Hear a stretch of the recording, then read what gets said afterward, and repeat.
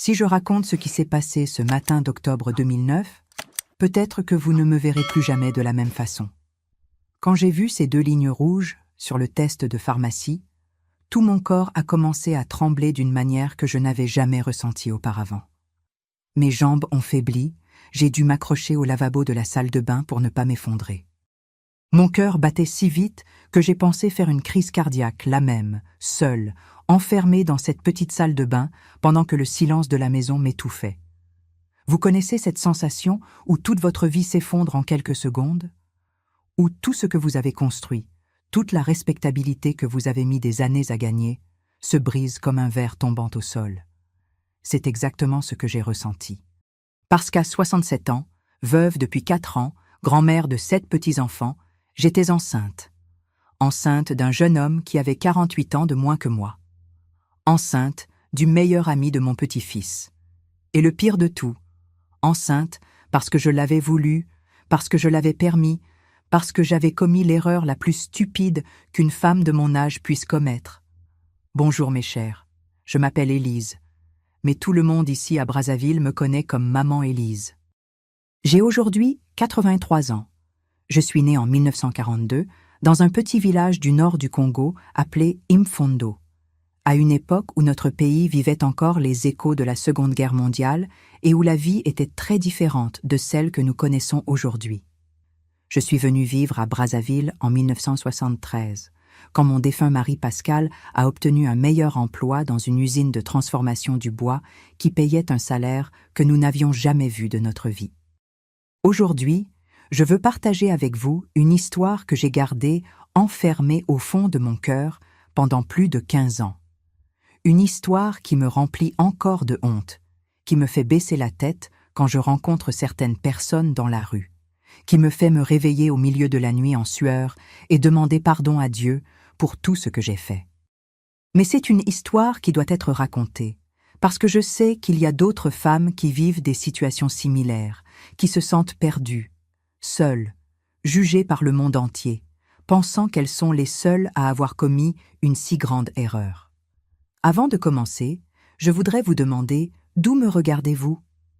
Laissez-moi savoir dans les commentaires. J'adore savoir que ma voix atteint tant de coins différents de notre grand Congo. Et si vous pouvez, laissez un pouce et abonnez-vous à la chaîne.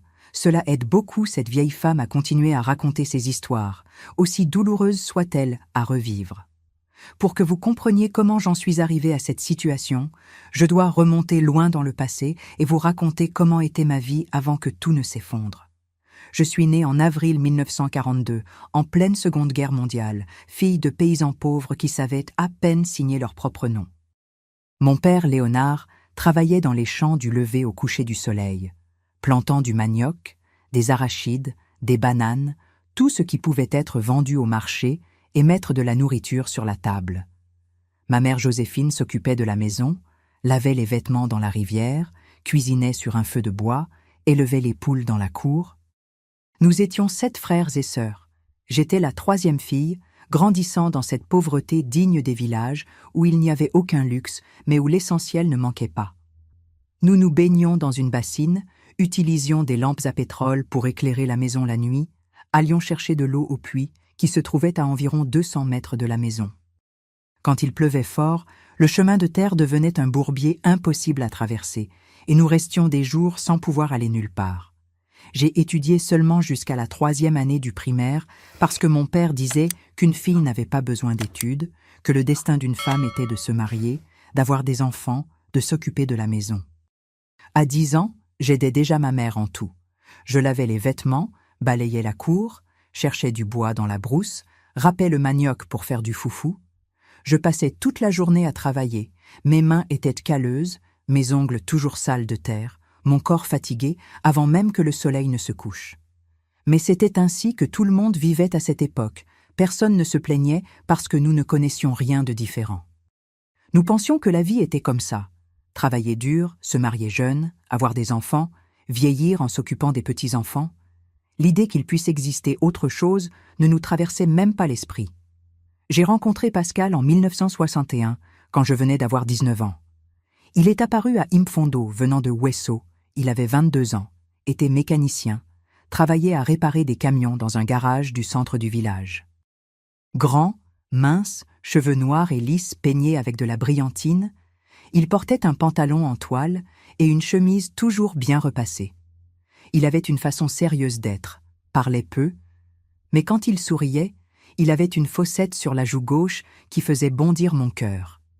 Nous nous sommes rencontrés lors d'une fête de village à l'église, il m'a invité à danser, et après ce jour, il a commencé à apparaître tous les dimanches à la porte de ma maison pour parler avec mon père, demander la permission de me courtiser. À cette époque, c'était comme ça. Le jeune homme devait demander l'autorisation au père de la jeune fille, devait prouver qu'il était travailleur, honnête, qu'il avait les moyens de subvenir aux besoins d'une famille. Nous avons courtisé pendant 2 ans, toujours avec mes parents à proximité pour surveiller. Nous n'étions jamais seuls parce que ce n'était pas permis. Il s'asseyait dans le salon, je m'asseyais sur la chaise de l'autre côté. Ma mère restait dans la cuisine avec la porte ouverte, surveillant tout. Nous parlions de l'avenir, des projets que nous avions, de la maison que nous construirions une fois mariés. Pascal était un homme de parole, travailleur.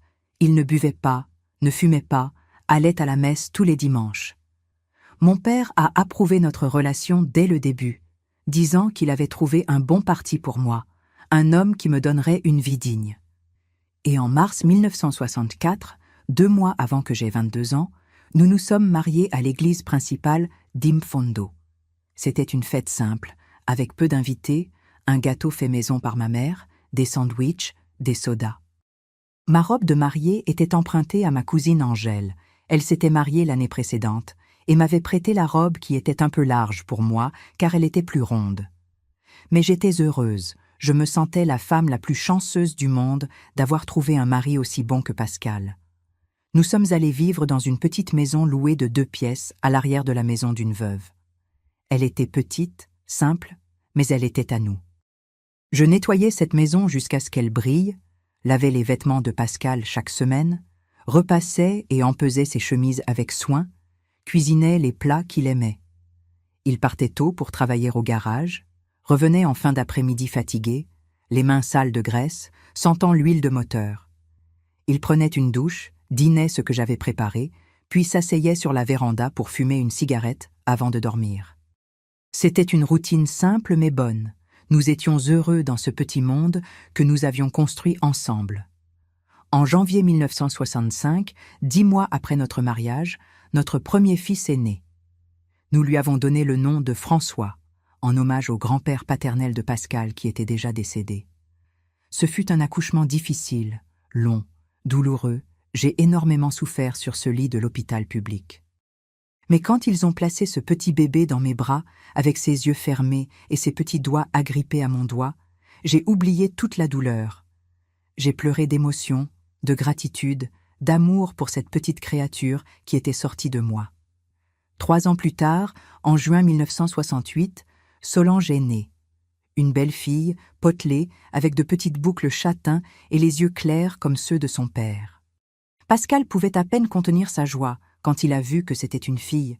Il avait toujours dit qu'il voulait une fille pour pouvoir faire toutes ses volontés, pour la gâter, pour la protéger. Et il l'a vraiment gâtée. Cette fille a grandi en étant le chouchou de son père, obtenant tout de lui avec juste un sourire. En 1971 est venu Théophile, complétant notre famille de 5 personnes. 3 enfants en 6 ans de mariage, tous en bonne santé, beaux, intelligents. Nous vivions à l'étroit dans cette petite maison, mais nous étions heureux. Pascal travaillait dur pour subvenir aux besoins de la famille. Il n'a jamais manqué de nourriture sur notre table, jamais manqué de vêtements sur le corps des enfants. Je me consacrais entièrement aux enfants et à la maison. Me levais à l'aube pour préparer le café de Pascal avant qu'il ne parte au travail.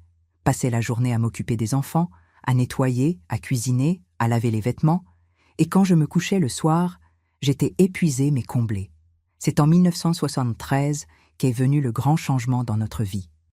Pascal a reçu une offre pour travailler dans une usine de transformation du bois à Brazzaville, toujours au Congo, mais à une distance considérable d'Imfondo. Le salaire était presque le double de ce qu'il gagnait au garage. Il avait un contrat officiel, des avantages sociaux, des possibilités d'évolution. Ce fut une décision difficile car cela signifiait laissé derrière nous toute notre famille, nos amis, tout ce que nous connaissions. Mais nous étions encore jeunes, moi à 31 ans et lui à 34, et nous voulions offrir une meilleure vie à nos enfants. Alors nous avons fait nos valises, vendu le peu de meubles que nous avions, et sommes venus à Brazzaville par un après-midi pluvieux d'août 1973. Je me souviens encore aujourd'hui de la sensation d'être dans ce bus, avec les 3 jeunes enfants, les valises attachées au-dessus, allant vers une ville que nous ne connaissions pas, sans vraiment savoir ce que nous allions trouver devant nous. C'était la peur et l'espoir mélangés, ce frisson dans le ventre de celui qui recommence tout à zéro. Nous sommes arrivés à Brazzaville en fin d'après-midi. La ville était bien plus grande qu'Amfondo. Il y avait plus de mouvement, plus de gens, plus de bruit. L'usine avait trouvé une petite maison à louer pour nous. Elle se trouvait dans un quartier plus éloigné du centre. Un endroit simple, mais tranquille. La maison avait 3 petites chambres, un salon, une cuisine et une salle de bain. C'était un palais comparé à ce que nous avions avant. Il y avait même une cour à l'arrière où je me suis empressée de planter quelques rosiers et des plants de jasmin, car j'ai toujours aimé avoir des fleurs autour de moi. Les voisins ont été accueillants, ils nous ont aidés à porter les meubles, ont apporté de la nourriture les premiers jours, nous ont donné des conseils sur où acheter les choses moins chères. Peu à peu, nous nous sommes adaptés, les enfants sont entrés à l'école du quartier, se sont fait de nouveaux amis, et la vie s'est installée dans cette nouvelle routine. Pascal s'est très bien débrouillé dans son travail à l'usine. Il était ponctuel, dévoué, responsable. Il a rapidement gagné la confiance des chefs. En quelques années, il a été promu superviseur, puis chef d'équipe. Le salaire a augmenté et notre vie s'est améliorée avec lui. Nous avons pu acheter de nouveaux meubles, un réfrigérateur, une télévision en couleur qui a fait la joie de la maison. Les enfants ont grandi là, étudié, eu des petits amis, gradué, chacun suivant son chemin. François a trouvé un emploi dans une société de construction dès qu'il a terminé le lycée. C'était un garçon travailleur comme son père. Solange a fait une formation d'infirmière, a travaillé à l'hôpital, puis dans un dispensaire. Théophile était le plus studieux des 3. Il a réussi à entrer dans une école de commerce, a obtenu son diplôme, a trouvé un bon emploi dans une banque. Pascal et moi étions fiers de voir les enfants grandir correctement, devenir de bonnes personnes, fonder leur propre famille. François a été le premier à se marier. En 1987, il avait 22 ans. Il a épousé une jeune femme nommée Marie, fille de Sénégalais propriétaire d'une épicerie. Ils ont eu 3 enfants, Étienne en 1989, Yvette en 1991 et Alain en 1995. Solange s'est mariée en 1990 avec Jean-Pierre, un infirmier qui travaillait dans le même hôpital qu'elle. Ils ont eu 2 enfants, Robert en 1992 et Claire en 1994. Théophile a été le dernier à se marier, seulement en 1996, avec une collègue de la banque nommée Christine. Ils ont eu 2 enfants, Florence en 1987 et Léon en 1999. Soudain, Pascal et moi nous sommes retrouvés entourés de petits-enfants. La maison était pleine d'enfants chaque week-end. C'était une joie totale. Je préparais ces énormes déjeuners du dimanche, avec du poulet rôti, du riz, du manioc, de la salade, du dessert, et tout le monde s'asseyait à cette longue table que Pascal avait fabriquée spécialement pour accueillir toute la famille. C'étaient les meilleurs jours de ma vie, voir mes enfants élevés, mes petits-enfants grandir en bonne santé, mon mari là, à la tête de la table distribuant de la nourriture à tout le monde. Les années ont passé tranquillement ainsi, dans une agréable routine de travail, de famille, de week-end, tous ensemble. Pascal a pris sa retraite de l'usine en 2003, après 30 ans de travail. Ils ont organisé une fête pour lui ont remis une plaque d'hommage, il était très fier. Mais la retraite n'a pas duré longtemps.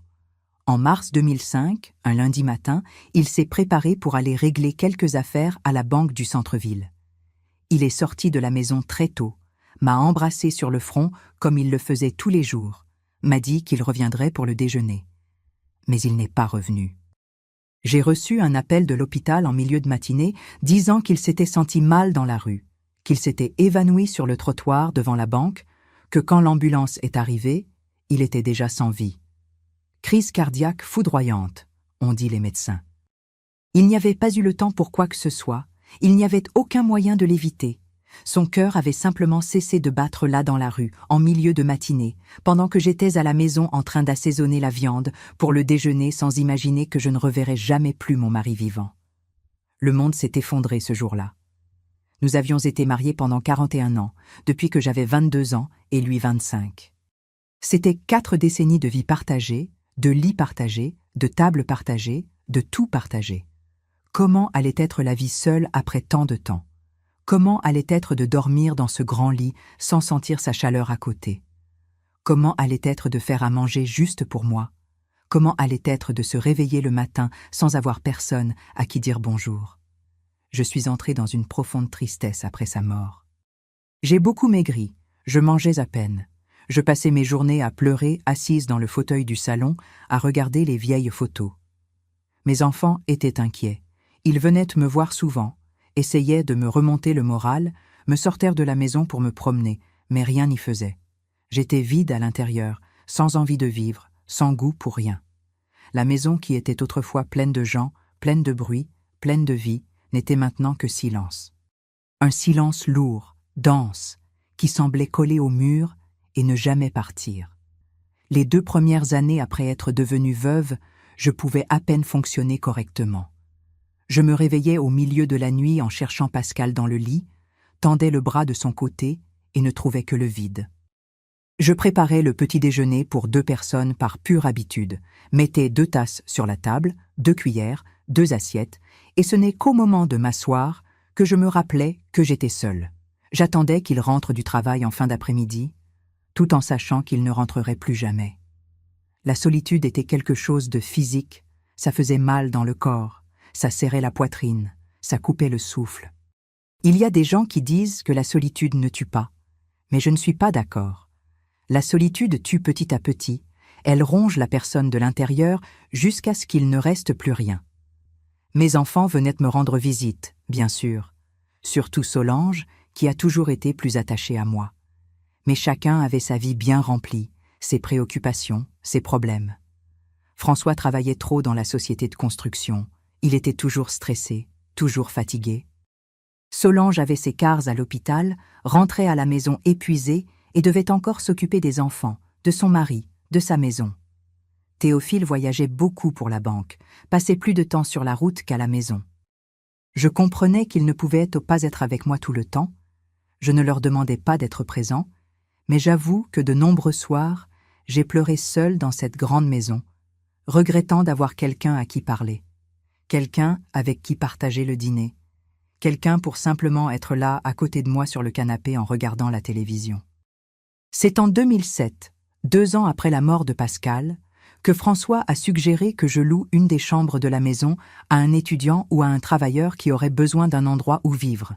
Il a dit que ça me ferait du bien d'avoir de la compagnie, que ça briserait tout ce silence, que ça me donnerait un revenu supplémentaire qui aide toujours, et que la maison était vraiment trop grande pour une seule personne. Au début, j'ai beaucoup résisté. Je trouvais très étrange l'idée d'avoir un inconnu vivant avec moi, partageant le même toit, utilisant la même salle de bain, mangeant dans la même cuisine. Mais après beaucoup de réflexion, après avoir bien pesé le pour et le contre, j'ai fini par accepter. En effet, la maison était trop vide, les chambres du fond n'étaient jamais utilisées, et une compagnie ferait peut-être du bien, briserait un peu cette solitude qui me consumait petit à petit. J'ai mis une annonce dans le journal local et sur un tableau d'affichage d'une université privée, ici à Brazzaville. Chambre à louer dans une maison familiale, préférence pour étudiants ou travailleurs célibataires, environnement calme, prix abordable. En avril 2008, j'ai reçu l'appel d'un jeune homme intéressé. Il a dit qu'il s'appelait Benjamin, qu'il avait 18 ans, qu'il était venu d'une petite ville du nord du Congo pour étudier le commerce dans une université privée ici à Brazzaville. Il a dit qu'il vivait dans une pension, mais voulait un endroit plus calme, plus familial, qu'il était un garçon sérieux, ne fumait pas, ne buvait pas, ne causait aucun problème. Nous avons convenu qu'il viendrait voir la maison un samedi après-midi. Et quand j'ai ouvert la porte et que je l'ai vu pour la première fois, j'avoue que j'ai été surprise. Benjamin était un beau garçon, très beau même. Grand, devait faire environ 1,80 m, mince mais pas trop, brun de ce hâle de soleil, cheveux noirs, coupés courts, yeux clairs d'une teinte de miel qui contrastait avec sa peau brune. Il avait un beau sourire, des dents blanches et une façon polie de parler qui m'a tout de suite conquise. Il portait ces vêtements amples que les jeunes portaient à l'époque. Jeans amples, t-shirt large avec le logo de quelques groupes que je ne connaissais pas, baskets colorées de celles qui sont modernes. Il est entré dans la maison avec respect, s'est essuyé les pieds sur le paillasson avant de marcher sur le sol que je venais de laver, m'a salué avec une poignée de main ferme en me regardant dans les yeux. Je lui ai montré la chambre qui était disponible. Elle se trouvait à l'arrière de la maison, avait un lit simple, une petite armoire, un bureau où il pouvait étudier et une grande fenêtre qui donnait sur la cour où je cultivais mes rosiers et mes jasmins. La chambre avait sa propre salle de bain, ce qui était bien car ainsi il aurait de l'intimité et moi aussi. J'ai expliqué les règles de la maison. Pas de bruit après 10 heures du soir, pas de femmes ou d'amis à dormir, pas de fumée dans la maison, pas d'alcool, il fallait maintenir tout propre et en ordre, et le loyer était dû tous les 5 du mois. Il a accepté tout sans hésiter, a dit que c'était exactement comme ça qu'il avait été élevé, avec respect et discipline, que je n'aurais aucun problème avec lui. Nous avons convenu du montant du loyer, très bon marché parce que je n'avais pas besoin d'argent, j'avais plus besoin de compagnie, et le lendemain, dimanche après-midi, il est apparu avec 2 grandes valises et un sac à dos pour emménager. Je l'ai aidé à arranger ses affaires dans la chambre. J'ai mis des draps propres et parfumés sur le lit, des serviettes propres dans la salle de bain, j'ai même fait un gâteau à la banane pour que nous le mangions ensemble en fin d'après-midi en guise de bienvenue. Les premiers mois ont été tranquilles. Benjamin était vraiment un garçon très poli, très ordonné, ne causait aucun problème. Il se levait tôt tous les jours, prenait une douche, prenait le petit déjeuner que je laissais prêt sur la table et partait pour l'université. Il revenait en milieu d'après-midi, parfois déjeunait à l'université même, parfois rentrait à la maison pour déjeuner. Je faisais toujours assez à manger pour 2, même s'il ne l'avait pas demandé, parce que j'aimais avoir à nouveau quelqu'un pour qui cuisiner. Après le déjeuner, il allait dans sa chambre pour étudier ou restait dans le salon à regarder la télévision, et en fin d'après-midi retournait à l'université pour assister aux cours du soir. Il rentrait à la maison vers 10h30, 11h, toujours en silence pour ne pas me réveiller au cas où je dormais déjà, allait directement dans sa chambre. Les week-ends, il restait plus à la maison, étudiait beaucoup parce que les examens étaient exigeants, ou sortait avec quelques camarades de l'université pour jouer au football, pour boire une bière dans un bar, des choses de jeune homme. La cohabitation dans les premiers temps était polie mais distante. Nous nous croisions dans la maison, échangions bonjour et bonne nuit. Il me remerciait pour la nourriture que je laissais prête. Je le remerciais quand il m'aidait à changer une ampoule grillée ou à porter les courses lourdes du marché. Mais il n'y avait pas beaucoup de conversation, pas de proximité. Il était le locataire, j'étais la propriétaire, et chacun restait dans son coin en respectant l'espace de l'autre. Jusqu'à ce qu'un jour, ce devait être juin ou juillet 2008, j'étais dans la cuisine en train de préparer le dîner quand il est rentré de l'université plus tôt que d'habitude. Il est entré dans la cuisine, a tiré une chaise et s'est assis à la table et a commencé à me parler. Il m'a demandé ce que je faisais, s'il pouvait m'aider en quelque chose, a commencé à me raconter sa journée à l'université, à propos d'un professeur ennuyeux qu'il avait critiqué, à propos d'un travail de groupe qui lui donnait mal à la tête. Et moi, qui depuis si longtemps n'avais pas eu une vraie conversation avec quelqu'un, je suis restée là à l'écouter parler, souriante aux histoires, donnant mon avis, me sentant utile à nouveau, me sentant vue. À partir de ce jour-là, il a commencé à passer plus de temps dans la cuisine pendant que je cuisinais. Il s'asseyait sur cette chaise, m'aidait à éplucher les patates douces, à couper les oignons, à faire la vaisselle après. Et il parlait beaucoup. Il me racontait sa vie là-bas au nord du Congo, sa mère qui travaillait comme femme de ménage, son père qui était maçon, ses 3 frères cadets qui étaient restés là-bas et qu'il devait aider à soutenir. Il me parlait des rêves qu'il avait, il voulait monter sa propre entreprise un jour, voulait gagner de l'argent, voulait donner une bonne vie à sa famille qui avait toujours connu des difficultés. Ses yeux brillaient quand il parlait de ses rêves, il avait un enthousiasme, une volonté de réussir qui me contaminait. Et je me suis surprise à aimer ces conversations, à aimer avoir quelqu'un qui m'écoute, quelqu'un qui me faisait sentir moins seule, moins invisible. Avec le temps, les conversations se sont prolongées. Après le dîner, au lieu que chacun aille de son côté comme avant, Nous restions là à la table à discuter pendant des heures. Il me racontait davantage sur sa vie, sur les difficultés qu'il avait traversées, sur combien il était difficile d'étudier et de travailler en même temps, parce que sa bourse d'études ne couvrait pas tout et qu'il devait faire des petits boulots pour payer les factures. Et je lui racontais ma vie aussi. Comment j'avais grandi pauvre dans un village, comment j'avais rencontré Pascal, les années de mariage, les enfants, les petits-enfants. Il écoutait attentivement, posait des questions, semblait vraiment intéressé par mes histoires. Et c'était si bon, si réconfortant, que j'ai commencé à attendre avec impatience les moments où il serait à la maison, les moments où nous allions nous asseoir et discuter. C'est en août 2008 qu'Étienne, mon petit-fils aîné, fils de François, a commencé à venir plus souvent à la maison.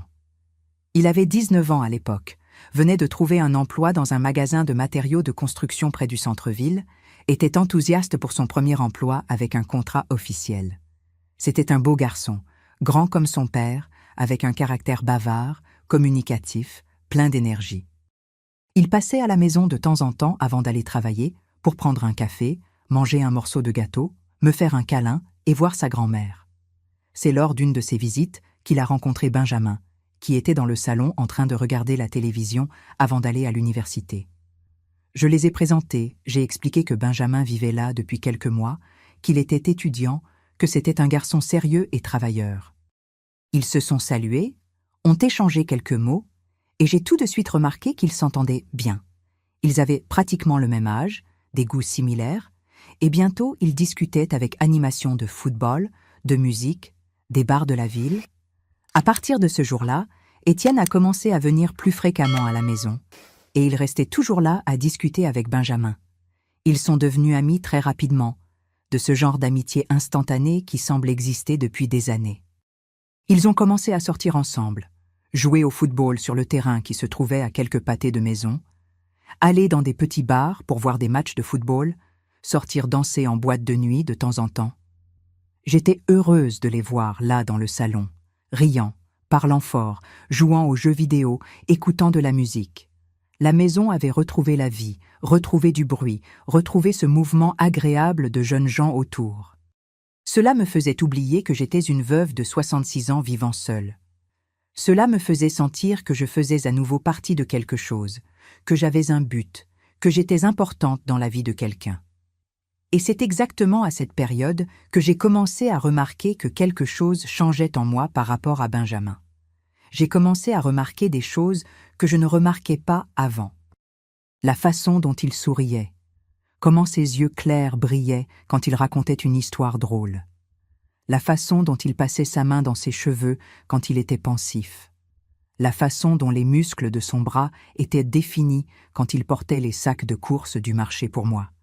La façon dont son t-shirt était ajusté sur sa poitrine quand il revenait du football tout en sueur. Et je m'effrayais moi-même chaque fois que je me surprenais à penser à ces choses, parce que ce n'était pas correct, ce n'était pas normal, ce n'était pas approprié pour une femme de mon âge. C'était un garçon. Pour l'amour de Dieu, il avait l'âge de mon petit-fils, il pourrait être mon petit-fils. Quel genre de femme étais-je en train de devenir pour remarquer un si jeune homme de cette façon? J'ai essayé de me surveiller, essayé d'arrêter de penser à lui de cette façon, essayé de garder mes distances. Mais plus j'essayais, plus c'était difficile.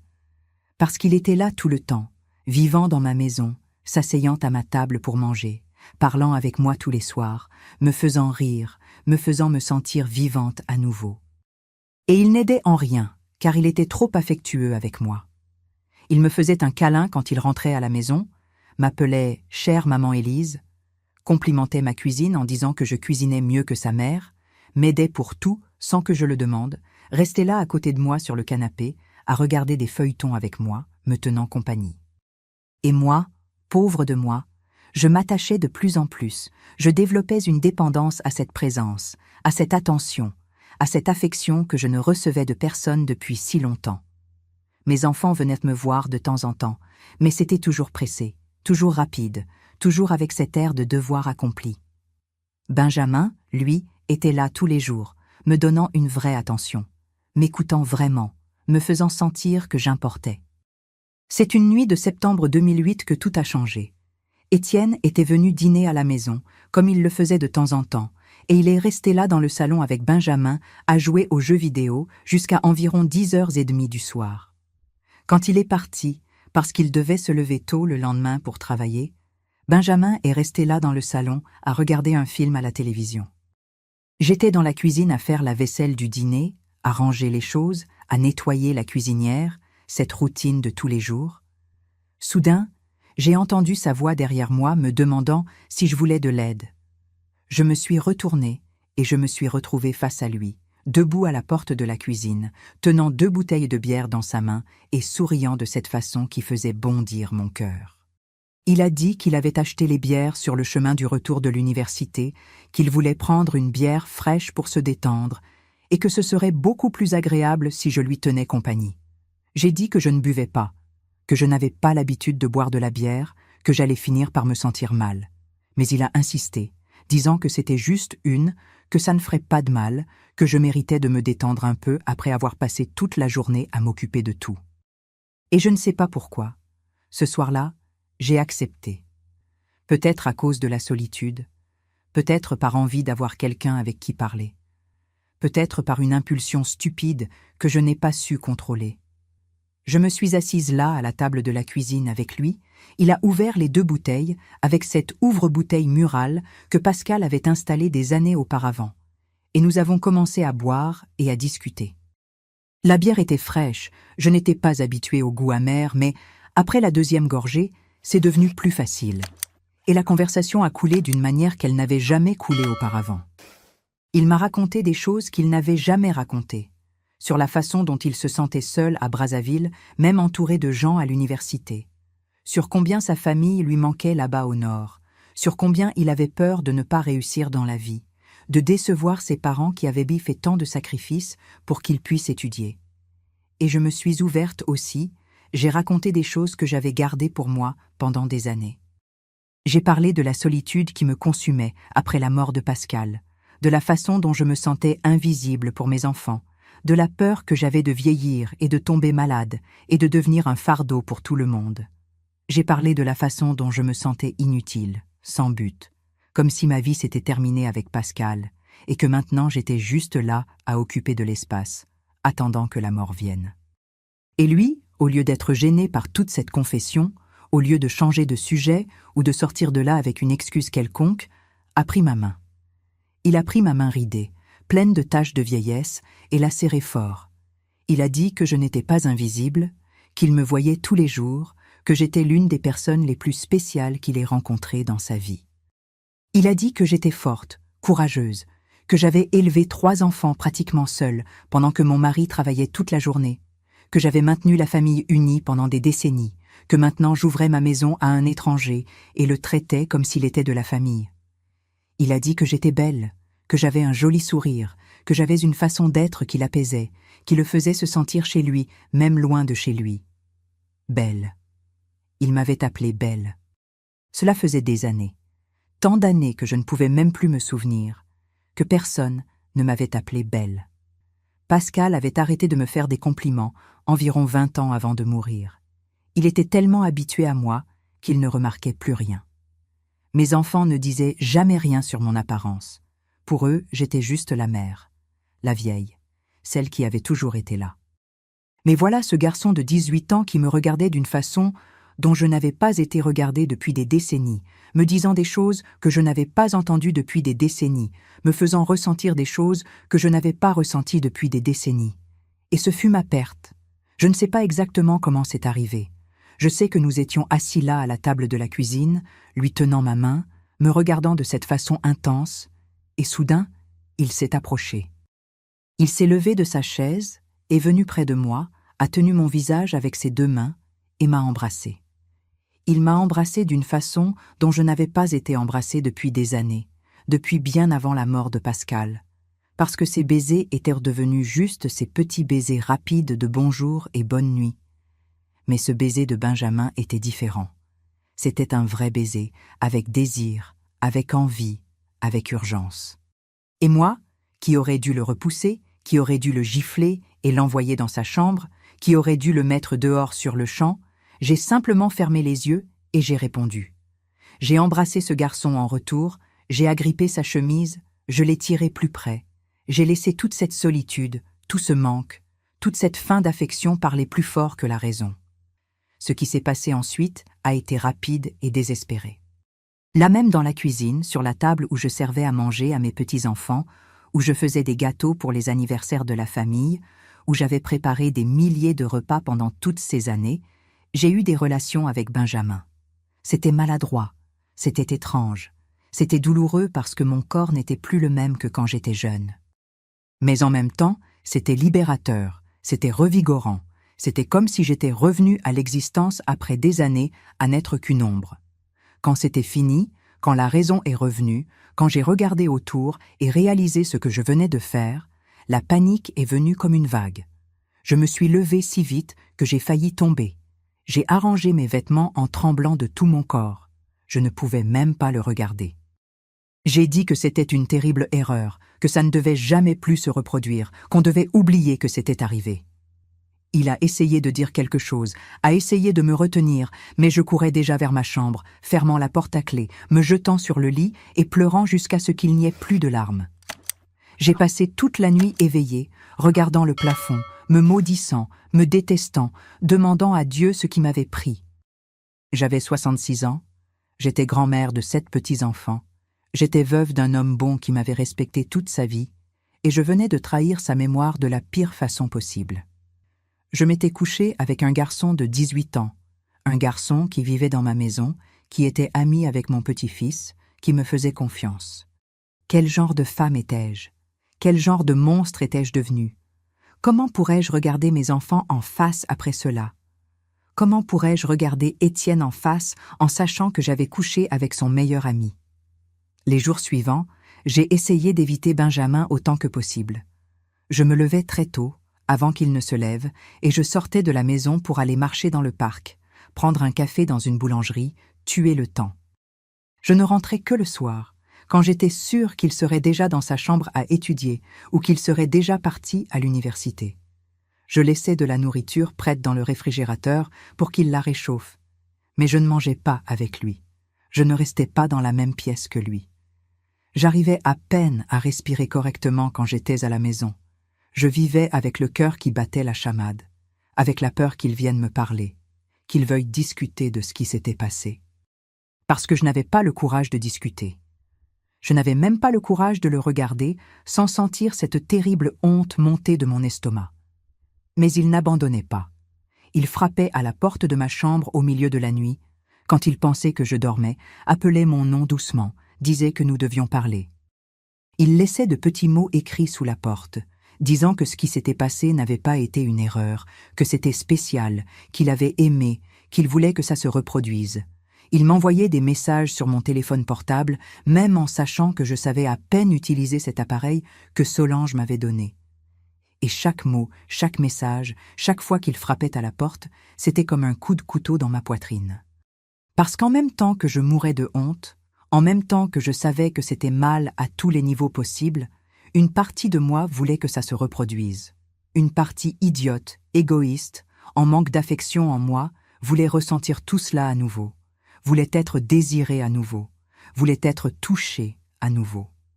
J'ai tenu 2 semaines dans cette torture à l'éviter, à me cacher dans ma propre maison, à vivre sur la pointe des pieds. Jusqu'à ce qu'une nuit, presque en octobre, j'étais allongée sur mon lit sans pouvoir dormir quand j'ai entendu frapper à la porte. J'ai essayé de faire semblant de dormir, je n'ai pas répondu, je suis restée immobile comme une statue. Mais il n'est pas parti. Il est resté là à l'extérieur de la porte, parlant doucement, disant qu'il savait que j'étais éveillée, qu'il voyait la lumière allumée sous la porte, qu'il avait vraiment besoin de me parler. Il a dit qu'il ne partirait pas tant que je n'ouvrirais pas, qu'il resterait là toute la nuit s'il le fallait. Et après environ 20 minutes à l'entendre supplier de l'autre côté de cette porte, je me suis levée et j'ai ouvert. J'ai ouvert en sachant très bien ce qui allait se passer, sachant qu'il n'y avait pas de retour en arrière, sachant que je prenais la pire décision de ma vie pour la 2e fois. Il est entré dans la chambre et a fermé la porte derrière lui. Nous sommes restés là, immobiles, nous regardant, sans rien dire pendant quelques minutes qui ont semblé des heures. jusqu'à ce qu'il s'approche lentement, comme s'il avait peur que je change d'avis, et m'embrasse à nouveau. Et cette fois, je n'ai pas résisté, je n'ai pas repoussé, je n'ai pas fait semblant de faire cela contre ma volonté. Je le voulais. Je le voulais de toutes les fibres de mon être. Et c'était pire que la première fois, parce que la première fois, je pouvais utiliser l'excuse de la bière, du moment de faiblesse, de la surprise. Mais cette fois, il n'y avait aucune excuse. C'était tout mon choix, conscient, délibéré. C'était moi disant oui au péché, à l'erreur, à la destruction que je savais que cela allait apporter. À partir de cette nuit-là, nous avons commencé une relation cachée. Je ne sais pas si on peut appeler ça une relation, je ne sais pas quel nom donner à toute cette folie, mais c'était ce que c'était. Il venait dans ma chambre au milieu de la nuit, quand il était sûr que personne n'apparaîtrait, restait là avec moi jusqu'à presque l'aube, puis retournait dans sa chambre comme si rien ne s'était passé. Pendant la journée, nous prétendions la normalité, chacun de son côté, sans démonstration, sans regard suspect. Mais la nuit, c'était différent. La nuit, c'était juste lui et moi, et ce besoin malsain que nous avions l'un de l'autre, cette dépendance qui grandissait à chaque rencontre. Nous avons vécu ainsi pendant des mois. Octobre, novembre, décembre 2008 sont passés dans cette routine de mensonges. Étienne continuait à venir à la maison, continuait à être ami avec Benjamin, sans avoir la moindre idée de ce qui se passait sous le même toit où il passait ses après-midi. Mes enfants continuaient à me rendre visite de temps en temps, sans remarquer rien de différent en moi. Je suis devenue experte à cacher, à mentir, à prétendre que tout allait bien. Mais à l'intérieur, j'étais déchirée de culpabilité, de honte, de peur d'être découverte. Chaque fois que François apparaissait à la maison, mon cœur s'accélérait de peur qu'il remarque quelque chose. Chaque fois que Solange me regardait dans les yeux, j'étais certaine qu'elle verrait la vérité écrite là sur mon visage. Chaque fois qu'Étienne et Benjamin étaient dans le salon à discuter, je restais dans la cuisine à trembler de tout mon corps, imaginant ce qui se passerait si mon petit-fils découvrait que je couchais avec son meilleur ami. Noël 2008 a été particulièrement difficile. Toute la famille s'est réunie dans ma maison comme c'était la tradition. Mes 3 enfants, mes belles-filles et mon gendre, les 7 petits-enfants. Benjamin était allé passer Noël avec sa famille là-bas au nord, alors au moins il n'était pas là pour me rendre encore plus nerveuse. Mais même ainsi, j'ai à peine pu profiter de la fête.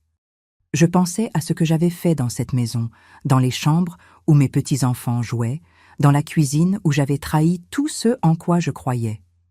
Je regardais mes enfants, mes petits-enfants, et je pensais, s'ils savaient, ils me mettraient dehors immédiatement. Ils me regarderaient avec dégoût, avec mépris. Ils ne voudraient plus jamais me parler, et je le méritais. Je méritais tout le jugement, tout le mépris, parce que j'étais vraiment devenue ce que je méprisais le plus. Une vieille femme sans vergogne, couchant avec un jeune garçon. Quand janvier 2009 est arrivé et que Benjamin est revenu du Nord, les choses ont continué. Je m'étais promis pendant ces jours où il voyageait que j'allais mettre fin à tout ça, que j'allais mettre un point final, que j'allais redevenir l'Élise d'avant, la veuve respectable, la grand-mère digne. Mais quand il est revenu, quand il a frappé à la porte de ma chambre cette première nuit, je n'ai tout simplement pas eu la force de le renvoyer. C'était comme si j'étais accro à cette attention, à cette affection, à ce sentiment d'être désiré. Et nous avons continué, même en sachant que c'était mal, même en sachant que cela causerait des problèmes tôt ou tard. C'est en mars 2009 que j'ai remarqué que quelque chose était différent dans mon corps. Mes règles étaient en retard. Au début, je n'y ai pas accordé beaucoup d'importance, parce qu'à mon âge, elles ne venaient plus tous les mois régulièrement comme avant, parfois elles sautaient un mois, parfois elles venaient 2 fois dans le même mois. J'ai pensé que c'était juste une autre irrégularité normale pour quelqu'un qui approche les 70 ans. Mais quand le 2e mois est passé et que toujours pas de règles, j'ai commencé à m'inquiéter. Et quand j'ai commencé à avoir des nausées le matin, quand j'ai remarqué que mes seins étaient gonflés et douloureux, quand je me suis regardée dans le miroir et j'ai vu que j'avais pris un peu de poids au niveau du ventre, une pensée terrible a commencé à prendre forme dans ma tête. Ce n'était pas possible. Ce n'était pas possible. Les femmes de mon âge ne tombent pas enceintes. J'avais 67 ans, j'avais déjà traversé la ménopause, J'avais déjà élevé 3 enfants, j'avais déjà 7 petits-enfants. Mon corps ne fonctionnait plus comme ça, il n'était plus capable de générer la vie. Mais tous les symptômes étaient là, criant une vérité que je ne voulais pas accepter. Et le pire, Benjamin et moi n'avions jamais utilisé de protection. Jamais, pas une seule fois, parce que ça ne m'avait jamais traversé l'esprit que je pouvais tomber enceinte à cet âge. Je pensais que j'étais trop vieille, que c'était impossible, que je pouvais faire ça sans conséquence dans ce sens. Mais j'avais complètement tort. J'ai passé des jours sans avoir le courage de faire le test. J'ai acheté 3 tests de pharmacie différents, je les ai cachés au fond de l'armoire sous les vieilles serviettes, et je restais à regarder ces petites boîtes sans avoir le courage de les ouvrir. J'avais peur du résultat, peur de voir confirmer ce que je savais déjà au fond de mon cœur, mais que je ne voulais pas admettre. Jusqu'à ce qu'un matin d'avril, quand Benjamin était parti à l'université et que j'étais sûre de rester seule à la maison toute la journée, j'ai fermé la porte de la salle de bain à clé, j'ai ouvert une des boîtes avec les mains tremblant tellement que j'arrivais à peine à la tenir, et j'ai fait le test. 3 minutes d'attente. 180 secondes qui ont été les plus longues de ma vie. Je me suis assise sur le couvercle des toilettes à regarder ce petit bâton blanc là sur le lavabo, priant, suppliant Dieu qu'il soit négatif, que ce soit juste une frayeur, que les symptômes ne soient que dans ma tête. Mais quand les 3 minutes sont passées et que j'ai pris le test pour regarder le résultat, elles étaient là. 2 lignes rouges. Claires, définitives, sans équivoque. 2 lignes qui signifiaient qu'à 67 ans, j'étais enceinte à nouveau. Ce que j'ai ressenti à ce moment-là est impossible à décrire avec des mots. C'était comme si le sol avait disparu sous mes pieds, comme si l'air avait disparu du monde, comme si toute ma vie s'était effondrée en quelques secondes. J'ai commencé à hyperventiler assise là sur le couvercle des toilettes, la poitrine serrée, les mains moites et froides, la vision trouble. Je suis tombée à genoux sur le sol glacé de cette salle de bain et j'ai commencé à crier. Crier fort, sans pouvoir me contrôler, un cri qui venait de l'intérieur, des profondeurs de mon désespoir. Comment cela avait-il pu arriver? Comment avais-je pu être si stupide, si irresponsable, si complètement idiote? Comment allais-je dire à mes enfants que j'étais enceinte à 67 ans? Comment allais-je dire à Étienne que j'attendais un enfant de son meilleur ami? Comment allais-je marcher dans la rue avec mon ventre qui grossissait, affronter les regards réprobateurs, les commentaires méchants, la honte d'être montrée du doigt comme la vieille femme sans vergogne qui est tombée enceinte d'un garçon? Je suis restée dans la salle de bain pendant des heures, pleurant, criant, me cognant la tête contre le mur. J'ai fait les 2 autres tests que j'avais achetés dans l'espoir désespéré que le premier se soit trompé. Mais non, les 3 étaient positifs. Il n'y avait pas d'erreur, pas d'échappatoire. J'étais enceinte et je devrais faire face aux conséquences d'une manière ou d'une autre. Quand j'ai finalement pu me relever du sol, je me suis lavé le visage, j'ai caché les tests au fond de la poubelle sous un tas de papier, et je suis sortie de cette salle de bain en titubant comme une ivrogne. Je me suis assise sur le canapé du salon et je suis restée là, regardant le mur, incapable de penser à autre chose qu'à ces 2 lignes rouges. Quand Benjamin est rentré de l'université en fin d'après-midi et m'a trouvée assise sur ce canapé avec les mêmes vêtements que le matin, les yeux gonflés à force de pleurer, il a tout de suite su que quelque chose n'allait pas du tout. Il s'est assis à côté de moi, a pris ma main, m'a demandé ce qui s'était passé, et je n'ai tout simplement pas pu parler. Je suis restée muette, le regardant, essayant de trouver les mots mais n'en trouvant aucun qui ait un sens. Jusqu'à ce qu'il me demande si j'étais malade, si j'étais allée chez le médecin et si j'avais reçu de mauvaises nouvelles. Et c'est là que j'ai hoché la tête, me suis levée du canapé avec les jambes tremblantes, suis allée dans la salle de bain, ai pris un des tests de grossesse que j'avais caché dans la poubelle, suis revenue dans le salon et l'ai mis dans sa main sans dire un mot. L'expression sur son visage est quelque chose que je porterai à jamais dans ma mémoire. D'abord, il a regardé le test sans vraiment comprendre ce qu'il voyait. Puis il est devenu blanc, complètement sans couleur au visage. Il a commencé à transpirer. Sa respiration est devenue haletante. Ses mains tremblaient en tenant ce petit bâton.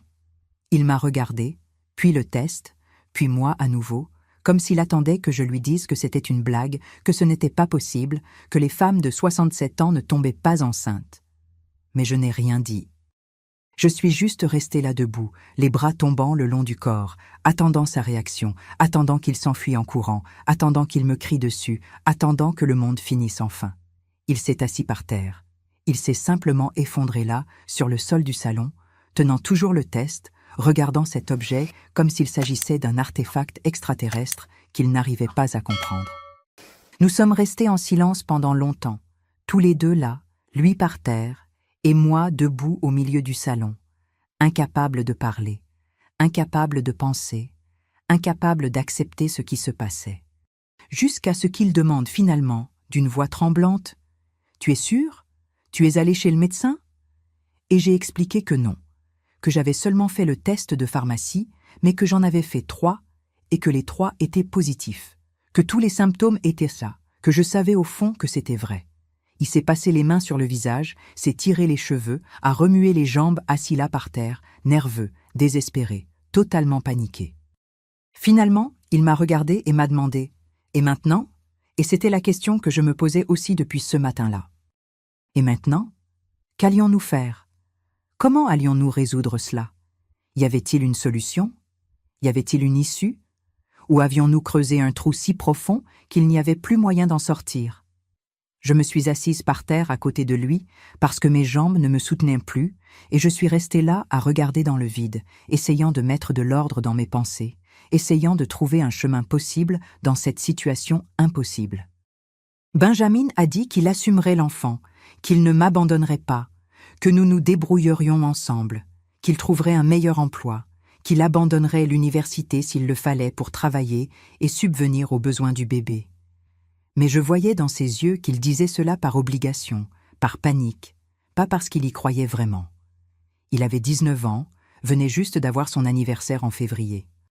C'était pratiquement encore un enfant, il commençait sa vie, il avait des rêves, il avait des projets. Comment allait-il élever un enfant? Comment allait-il assumer la responsabilité d'être père alors que lui-même avait encore besoin d'un père, qu'il dépendait encore financièrement de sa famille, qu'il étudiait encore? Et comment allais-je élever un autre enfant?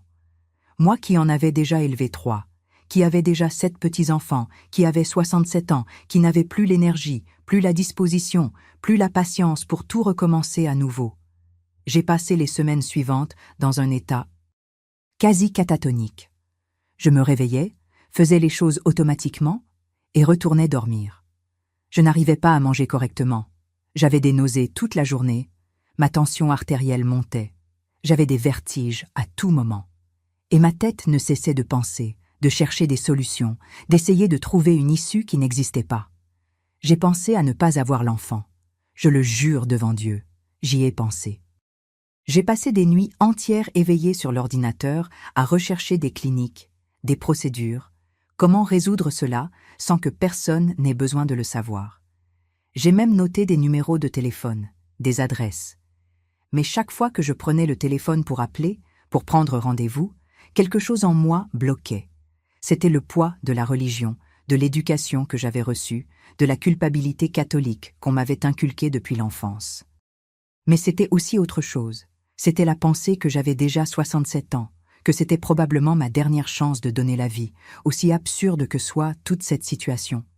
Et aussi fou que ce soit, aussi mauvais que soit le moment, aussi terribles que soient les circonstances dans lesquelles cet enfant viendrait au monde, il existait. Il était là en moi, grandissant, se développant. Et je ne pouvais tout simplement pas prendre la décision d'y mettre fin. En juin 2009, alors que j'en étais à mon 3e mois de grossesse, il n'était plus possible de le cacher. J'ai dû le dire à mes enfants. J'ai repoussé l'échéance autant que possible, inventant des excuses pour ne pas recevoir leur visite, disant que j'avais la grippe, mal à la tête, n'importe quoi pour ne pas avoir à les voir en personne. Mais il est arrivé un moment où ce n'était plus possible, où j'avais besoin d'aller chez le médecin pour les soins prénataux, où j'avais besoin d'aide parce que seule je ne pourrais pas faire face à tout cela. Un dimanche après-midi, j'ai demandé à Benjamin de quitter la maison parce que j'avais besoin de parler à mes enfants seuls. J'ai appelé les 3, leur ai demandé de venir chez moi, leur ai dit que c'était urgent. Quand ils sont arrivés, tous inquiets, pensant que j'étais malade, qu'il s'était passé quelque chose de grave, je les ai fait asseoir dans le salon et je leur ai dit. J'ai dit que j'étais enceinte. simplement cela. Je suis enceinte. 4 mots qui ont provoqué un silence si lourd, si dense, qu'il semblait que l'air s'était transformé en béton. Tous les 3 m'ont regardé sans comprendre, attendant que je dise que c'était une blague, que c'était une sorte de malentendu. Jusqu'à ce que François, toujours le plus impulsif, se lève de sa chaise et commence à crier. Crier que c'était impossible, qu'une femme de 67 ans ne tombait pas enceinte, que j'avais complètement perdu la raison, que je devais avoir un problème mental pour inventer une histoire aussi absurde. Solange a commencé à pleurer, de cette façon silencieuse qui est la sienne, les larmes coulant sur son visage tandis qu'elle me regardait avec un mélange de choc et de désespoir. Et Théophile s'est simplement levé et est parti. Il est sorti de la maison sans dire un mot, a claqué la porte si fort que le cadre photo au mur est tombé et que le verre s'est brisé en 1000 morceaux sur le sol. François a continué à crier, disant que je mentais, que c'était impossible, que je devais inventer une histoire pour attirer l'attention. Mais quand j'ai dit que j'avais déjà fait un test, que j'étais déjà allé chez le médecin et que c'était confirmé, que j'en étais déjà à 3 mois, il a cessé de crier et m'a regardé avec une expression que je n'oublierai jamais. C'était du dégoût, du pur dégoût. Comme s'il regardait quelque chose de répugnant, quelque chose qu'il n'arrivait pas à croire qui venait de lui. Et puis il a posé la question que je savais qui viendrait. Qui est le père? Et quand j'ai dit que c'était Benjamin, le jeune homme qui vivait avec moi, l'ami d'Étienne, les choses ont empiré. François a voulu expulser Benjamin de la maison sur le champ. Il a voulu appeler la police, porter plainte contre lui. Il a dit qu'il le poursuivrait en justice pour abus, pour avoir profité d'une personne âgée, pour tous les crimes possibles. J'ai dû le retenir, j'ai dû crier, j'ai dû le supplier de m'écouter. J'ai expliqué qu'il n'y avait pas eu d'abus, que c'était consensuel, que nous étions tous les 2 en tort, que j'avais participé autant que Benjamin. Mais il ne voulait pas entendre. Pour lui, j'étais la victime, la pauvre vieille femme qui avait été manipulée, séduite, exploitée par un jeune homme sans caractère. Il ne pouvait pas, ou ne voulait pas voir que j'étais aussi coupable, que j'avais aussi fait des choix, que j'avais aussi couché avec ce garçon de ma propre volonté. Solange me posait des questions en pleurant.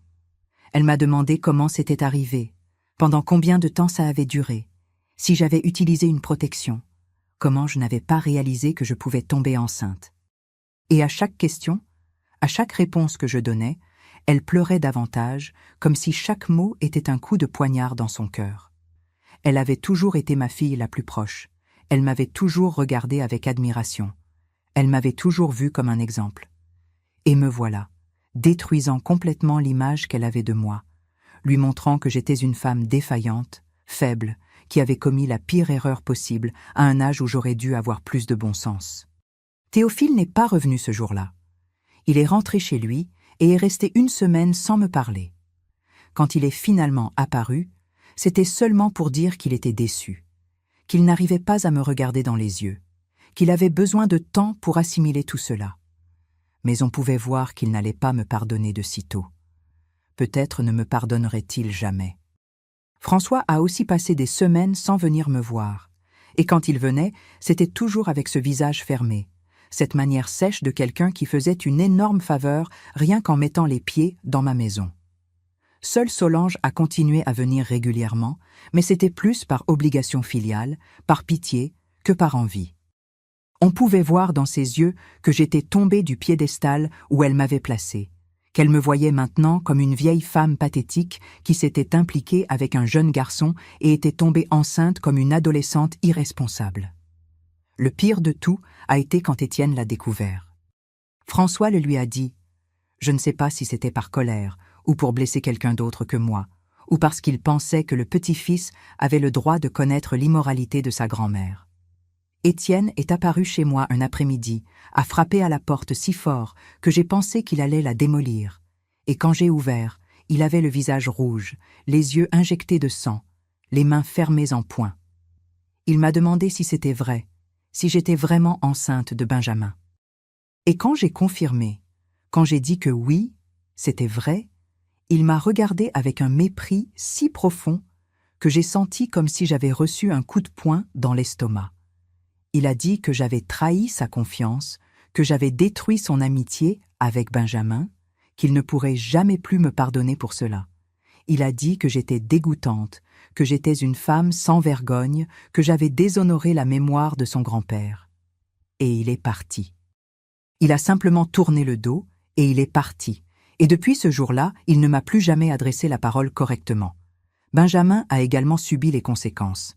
Étienne l'a cherché, ils se sont violemment disputés, ont échangé des coups, cassé des choses. L'amitié qui s'était formée si rapidement, qui semblait si solide, s'est brisée en l'espace de quelques minutes. Benjamin s'est retrouvé avec un œil au beurre noir, la lèvre fendue, des marques sur le visage qui ont mis des semaines à disparaître. Et le pire n'était pas les marques physiques, mais les marques émotionnelles. Il a perdu le seul ami qu'il s'était fait à Brazzaville, a perdu le respect de la famille qui m'avait accueilli, est devenu le méchant de l'histoire alors qu'il n'avait que 19 ans et s'était impliqué dans une situation qui était bien trop grande pour qu'il puisse l'assimiler. Je le voyais souffrir de tout cela, je voyais le poids sur ses épaules et je me sentais encore plus coupable parce que j'étais l'adulte dans cette histoire. J'étais celle qui aurait dû avoir de la responsabilité, du contrôle, du bon sens. Mais je n'en avais pas eu. J'avais laissé la solitude, le manque, le désespoir de ressentir quelque chose à nouveau parler plus fort que tout. La grossesse a été difficile dès le début. À 67 ans, le corps n'est tout simplement pas préparé à générer une vie. Tout faisait mal, tout gonflait, tout allait mal. La tension artérielle était constamment déréglée, même en prenant des médicaments. J'ai développé un diabète gestationnel, j'ai dû commencer à m'injecter de l'insuline tous les jours, contrôler rigoureusement mon alimentation. Le dos me faisait tellement mal qu'il y avait des jours où je ne pouvais même pas me lever du lit. Mes jambes gonflaient tellement qu'elles tenaient à peine dans mes chaussures. Elles devenaient violettes, lourdes, douloureuses. J'avais constamment le souffle court, le cœur qui s'accélérait, des crises d'angoisse qui me paralysaient en pleine journée. Les médecins me regardaient avec un mélange d'étonnement et d'inquiétude chaque fois que j'allais en consultation prénatale. Ils m'alertaient sur tous les risques, me disaient qu'une grossesse à cet âge était extrêmement dangereuse tant pour moi que pour l'enfant, que je pouvais avoir de graves complications, que je pouvais même mourir pendant l'accouchement. Ils me demandaient si j'étais sûre de vouloir continuer, s'il ne serait pas préférable d'interrompre tant qu'il était encore temps. Mais j'avais déjà dépassé le point de non-retour. J'avais déjà informé ma famille. J'en étais déjà à 4, 5 mois. Je sentais déjà le bébé bouger en moi. Il n'y avait plus de retour en arrière. Benjamin est resté avec moi pendant toute la grossesse, je dois le reconnaître. Il n'a pas fui, n'a pas disparu, ne m'a pas abandonné comme je pensais que ça arriverait. Il m'accompagnait à toutes les consultations médicales, me tenait la main pendant les échographies, portait mes sacs quand j'allais au marché, m'aidait à prendre un bain quand je ne pouvais plus atteindre mes pieds pour les laver, m'aidait à m'habiller quand mon corps était devenu trop lourd. Mais on pouvait voir qu'il souffrait, qu'il était perdu, qu'il ne savait pas comment gérer tout cela. Ce n'était qu'un garçon de 19 ans forcé de devenir un homme du jour au lendemain, devant assumer des responsabilités pour lesquelles il n'était pas du tout préparé. Il avait abandonné l'université parce qu'il n'arrivait plus à concilier les études avec toute la situation. Il avait trouvé un emploi de serveur dans un restaurant près de la maison pour pouvoir aider avec les dépenses du bébé à venir. Il travaillait la nuit, rentrait à la maison aux petites heures du matin fatigué, sentant la nourriture, la graisse, les mains abîmées à force de porter des plateaux lourds. Et je me sentais coupable tous les jours de l'avoir mis dans cette situation, de lui avoir volé la chance de vivre sa jeunesse comme il aurait dû, de terminer l'université, de réaliser les rêves qu'il avait. Les voisines ont commencé à dire du mal de moi. Des chuchotements dans la rue, des regards en coin quand je passais, des conversations qui s'arrêtaient dès que j'approchais. Madame Jacqueline, qui habitait 3 maisons plus bas et avait toujours été une amie, a cessé de me saluer. Madame Georgette d'en face fermait la fenêtre chaque fois qu'elle me voyait dans la cour. Monsieur Albert Ducoing, qui donnait toujours un bonjour animé, détournait maintenant le regard quand il me voyait. Je suis devenue le scandale du quartier, la vieille sans vergogne qui était tombée enceinte d'un jeune homme, le sujet des cercles de commérage, la honte du quartier. J'entendais les commentaires même quand ils essayèrent de les dissimuler. Imaginez, une femme de cet âge faisant une chose pareille. Elle n'a aucun bon sens, elle pourrait être la grand-mère du garçon. C'est la honte qu'elle devrait avoir, mais elle n'en a pas. Pauvre enfant qui va naître, avec une mère si âgée. Chaque commentaire était comme un coup de poignard, mais je devais les avaler, je devais continuer, parce qu'il n'y avait plus moyen de revenir en arrière. Ma famille restait distante. François venait à la maison une fois par mois, restait une demi-heure, toujours tendu, toujours pressé de partir.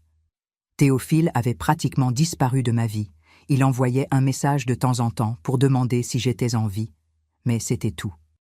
Solange continuait à être la seule qui venait plus fréquemment, mais la relation entre nous avait complètement changé. Elle ne me traitait plus comme une mère, comme quelqu'un qu'elle admirait et respectait.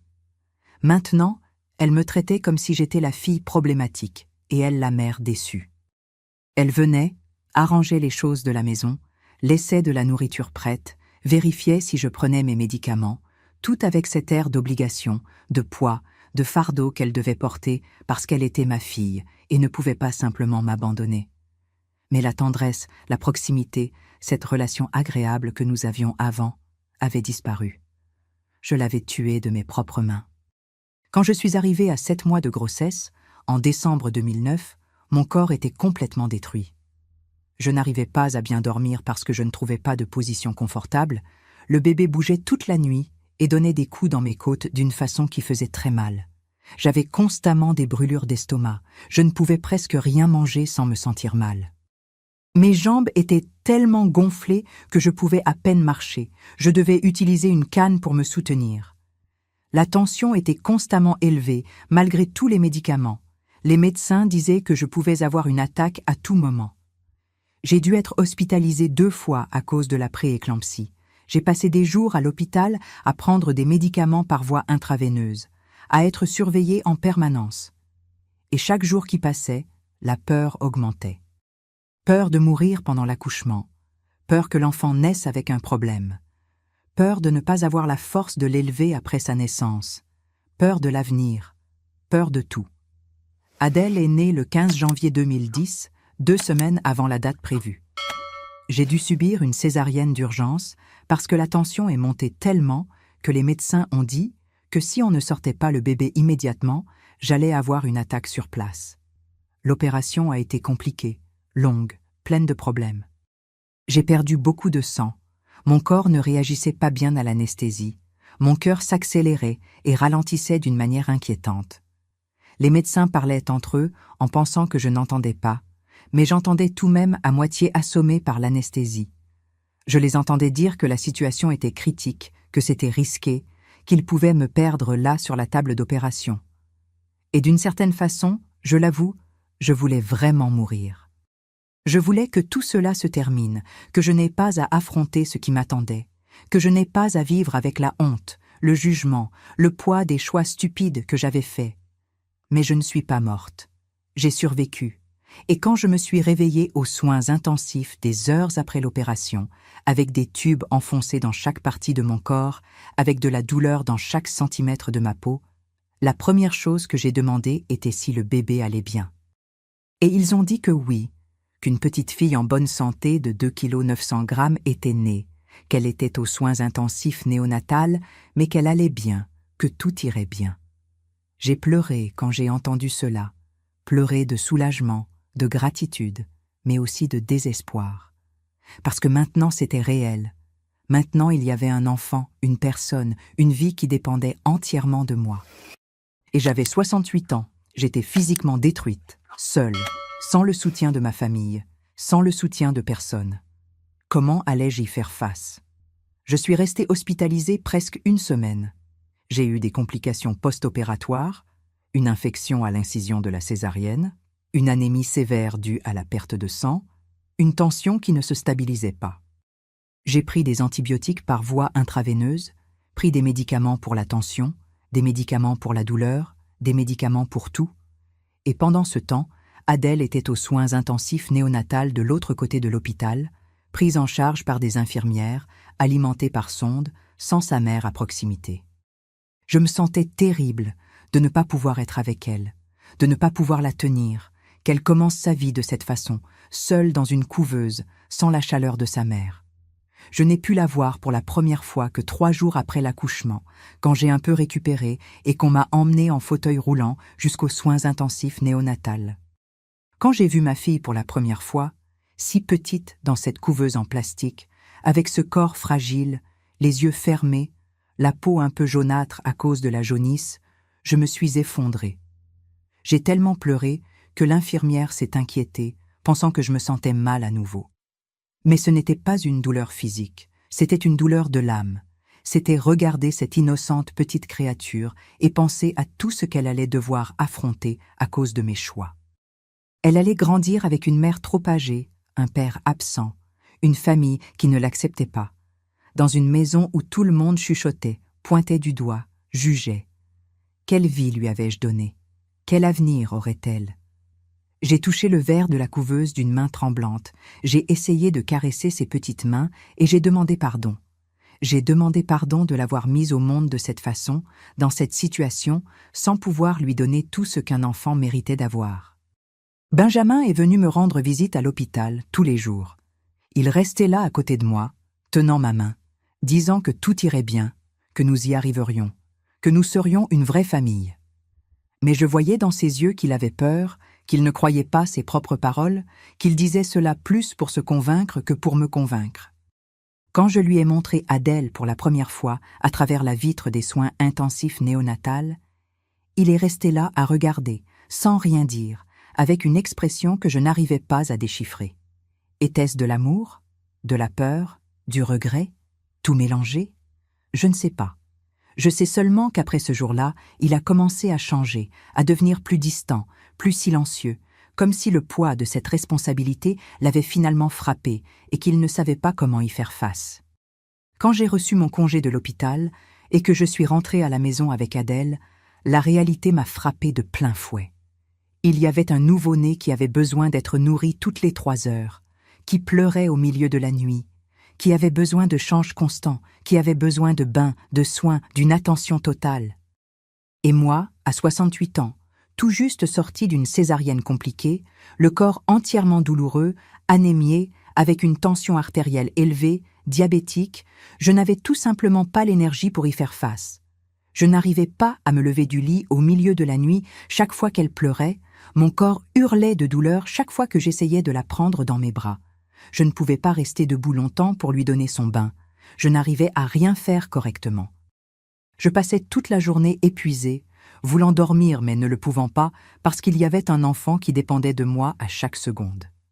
Benjamin aidait quand il était à la maison, mais il travaillait toute la journée et faisait souvent des heures supplémentaires pour gagner plus d'argent.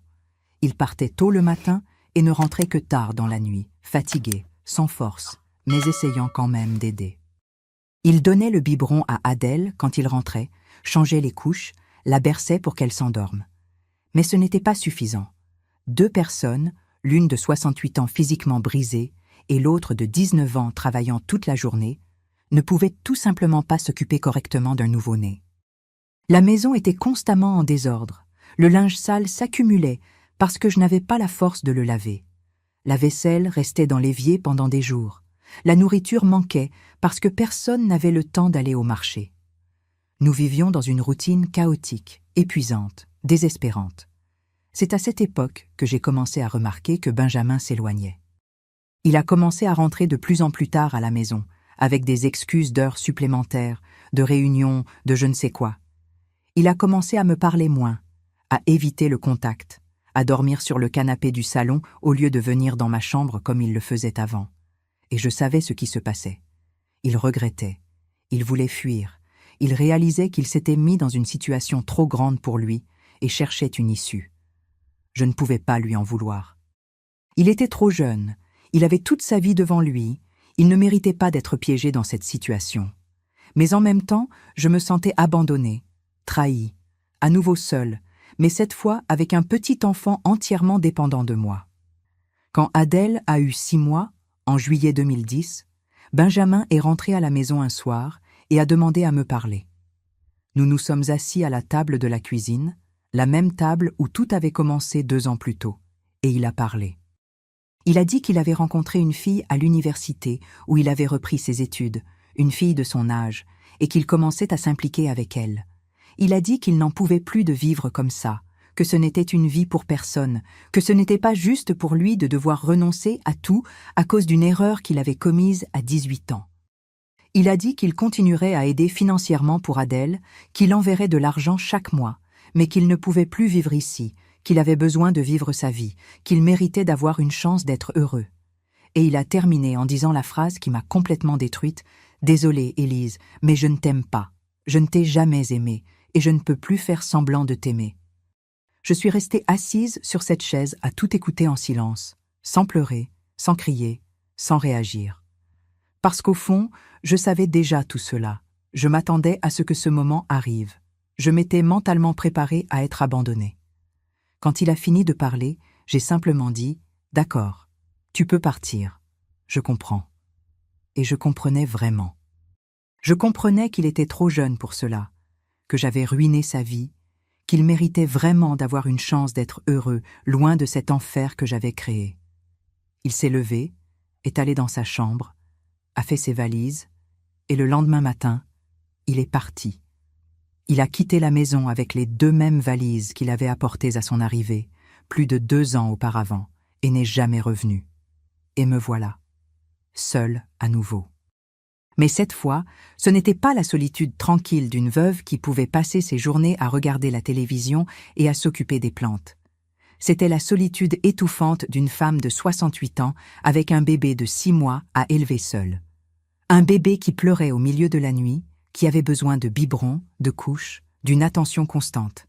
Un bébé qui dépendait entièrement de moi pour survivre. Et je n'avais tout simplement plus de force. Physiquement, mentalement, émotionnellement, je n'avais plus de force pour rien. Les mois qui ont suivi ont été les pires de ma vie. Je fonctionnais automatiquement, comme un robot, faisant les choses parce que je devais les faire, mais sans rien ressentir, sans être vraiment présente. Je donnais le biberon à Adèle parce qu'elle avait besoin de manger, mais je ne ressentais pas cet amour maternel que j'aurais dû ressentir. Je changeais les couches parce que je ne pouvais pas la laisser sale, mais je le faisais avec colère, avec ressentiment, souhaitant être n'importe où ailleurs qu'ici. Je la berçais pour qu'elle s'endorme, mais je pensais à quel point ce serait bien si je pouvais aussi dormir et ne jamais me réveiller. J'avais des pensées horribles, des pensées qui me font encore honte aujourd'hui.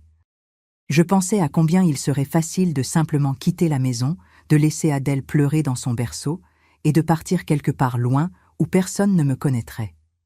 Je pensais à ce que ce serait si je la donnais en adoption, si je la laissais à une famille qui aurait les moyens de s'occuper d'elle correctement. Je pensais même à des choses pires, des choses que je n'ai pas le courage de dire à voix haute. Je ne l'ai jamais blessée. Je n'ai jamais posé un doigt sur elle avec colère. Je n'ai jamais manqué de lui donner les soins de base. Mais je n'avais pas non plus cette tendresse, cet amour, ce dévouement qu'une mère devrait avoir. J'étais juste une vieille femme fatiguée qui s'occupait d'un enfant parce que je n'avais pas le choix, parce qu'il n'y avait personne d'autre, parce que c'était la conséquence de mes choix stupides. Et Adèle le sentait. Même petite, même n'étant qu'un bébé, elle sentait qu'elle n'était pas aimée comme elle aurait dû l'être. Elle pleurait beaucoup, ne dormait pas bien, était constamment agitée. C'était comme si son corps savait qu'elle était dans un endroit où elle n'était pas la bienvenue, où elle était un fardeau, où sa mère ne la voulait pas là. Solange a commencé à venir plus souvent à la maison à cette époque. Elle voyait que je n'y arrivais pas, que je coulais, qu'à tout moment j'allais m'effondrer complètement. Elle a commencé à emmener Adèle passer la journée chez elle, me donnant quelques heures de repos, quelques heures pour respirer. Et chaque fois qu'elle emmenait la petite, j'éprouvais un tel soulagement que j'en avais honte. Car quelle mère ressent du soulagement quand sa fille part? Quelle mère est heureuse d'avoir quelques heures sans l'enfant? Moi, apparemment. Moi, la mauvaise mère, la mère qui n'aurait pas dû avoir cet enfant, la mère qui échouait en tout. C'est un jour de mars 2011, quand Adèle avait 1 an et 2 mois, que tout s'est définitivement effondré. Solange était venue chercher la petite pour passer la journée chez elle, et j'étais restée seule à la maison. Je me sentais étourdie depuis le matin, avec un fort mal de tête, la vue trouble. Mais j'ai ignoré ces symptômes parce que j'étais habituée à me sentir mal. C'était devenu la routine. Je suis allée à la cuisine pour faire quelque chose. Je ne me souviens pas exactement quoi, et soudain tout est devenu noir. J'ai perdu connaissance. Je me suis évanouie là sur le sol froid de la cuisine et je suis restée là, seule, sans personne pour me secourir. Je ne sais pas combien de temps je suis restée inconsciente, ça a pu être des minutes, ça a pu être des heures. Je sais seulement que quand je me suis réveillée, j'étais dans un lit d'hôpital, avec des tubes dans le bras, des machines qui bipaient autour de moi, et Solange assise sur une chaise à côté, pleurant. Elle m'a raconté qu'elle était revenue à la maison parce qu'elle avait oublié le sac d'Adèle et m'avait trouvée évanouie par terre.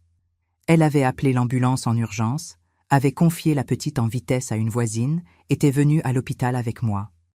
Les médecins ont dit que je m'étais évanouie à cause de la tension qui avait grimpé, que je faisais un pic hypertensif grave, que si je n'étais pas arrivée rapidement à l'hôpital, j'aurais pu avoir une attaque.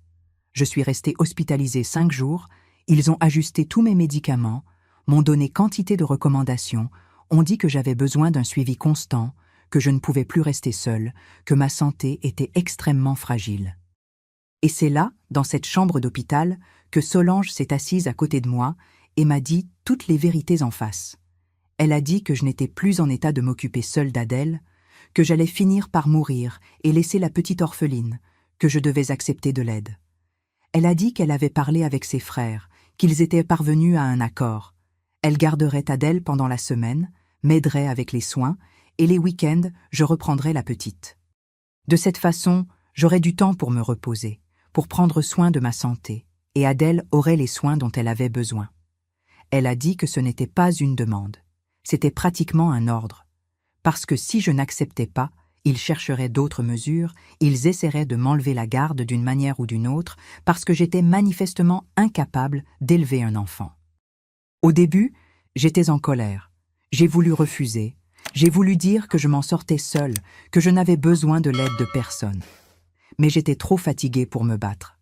Trop fatiguée pour faire semblant que tout allait bien. Trop fatiguée pour continuer à porter ce poids toute seule. Alors j'ai accepté. J'ai accepté de laisser ma fille d'1 an aller vivre chez sa tante pendant la semaine. J'ai accepté de renoncer à élever ma propre fille. J'ai accepté d'admettre que j'avais complètement échoué en tant que mère. En avril 2011, quand je suis sortie de l'hôpital, Solange a emmené Adèle chez elle. J'ai préparé un sac avec des vêtements, des couches, ses jouets préférés, et j'ai vu ma fille partir dans la voiture de Solange sans même avoir la force de pleurer. J'ai fermé la porte de la maison. Je suis retournée dans ma chambre. Je me suis allongée sur ce grand lit vide, et je suis simplement restée là.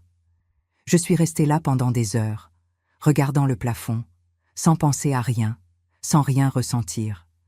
J'étais engourdie, anesthésiée à l'intérieur, comme si on m'avait arraché une partie de moi-même et que je ne l'avais même pas vraiment remarqué parce qu'il ne restait déjà plus grand-chose à arracher. La routine est devenue ainsi. Du lundi au vendredi, Adèle restait chez Solange, et les week-ends, elle venait chez moi.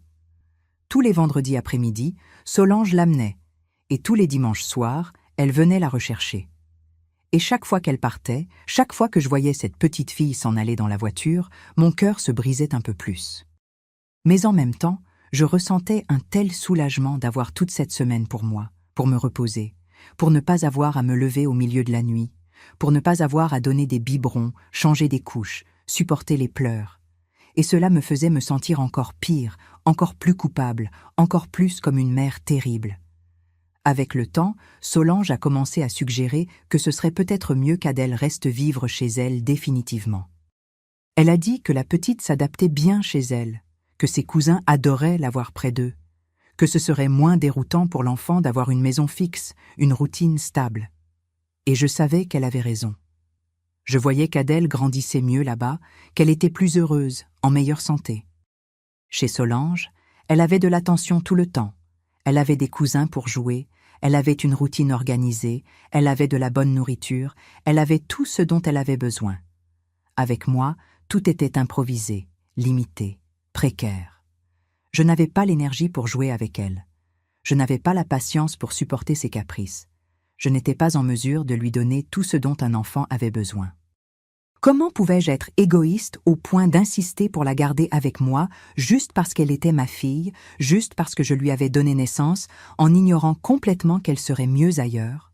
En septembre 2011, quand Adèle avait 1 an et 8 mois, j'ai pris la décision la plus difficile et la plus douloureuse de ma vie.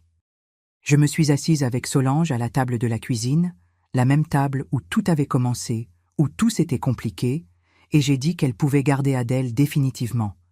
J'ai dit que je renonçais à la garde, qu'elle pouvait élever la petite comme si c'était sa fille, que je n'étais plus en mesure d'être mère. Solange a pleuré quand j'ai dit cela, m'a serré fort dans ses bras, a dit que je resterais toujours la mère, qu'Adèle saurait toujours qui était sa mère, mais que ce serait vraiment mieux ainsi, que ce serait le mieux pour tout le monde, surtout pour la petite. Et c'est ainsi que cela s'est fait. Adèle est allée vivre définitivement chez Solange. J'ai continué à la voir chaque semaine. Solange l'amenait à la maison tous les dimanches pour déjeuner ensemble, passer l'après-midi, combler le manque. Mais ce n'était plus la même chose. J'étais devenue l'autre mère, la mère du week-end, la mère qu'Adèle visitait par obligation, mais qui ne faisait pas partie de sa routine quotidienne. C'était Solange qui l'emmenait chez le médecin, qui s'occupait d'elle quand elle était malade, qui lui apprenait à parler, à marcher, à manger seule. Solange était la vraie mère, et je n'étais qu'une figure périphérique dans la vie de ma propre fille. Benjamin a tenu parole les 2 premières années.